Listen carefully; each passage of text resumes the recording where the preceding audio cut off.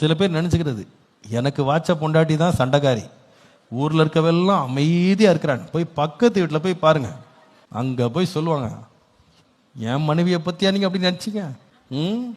சர்ச்சில் அவ தேவ தூதன், வீட்டுல பாருங்க அவ சங்கீதத்தை. யாராவது அடக்க முடியுமா அவளை? நானா உபவாசத்திலே தான் இருக்கேன் முக்காவாசி அப்படின்னு சொல்லுவாங்க. சில மனைவிகள் நினைக்கிறது, எங்க புருஷனை போல பொல்லாதவன் உலகத்துல யாரும் இருக்க முடியாது, பிசாசின் ரூபமா வெளிப்பட்டிருக்கான் அப்படின்னு இவங்க நினைச்சுக்கிட்டு இருப்பாங்க. அவங்க என்ன சொல்லுவாங்க, அவரை போய் பாருங்க, அவர் எப்படி இருக்காரு பாருங்க அப்படின்வாங்க.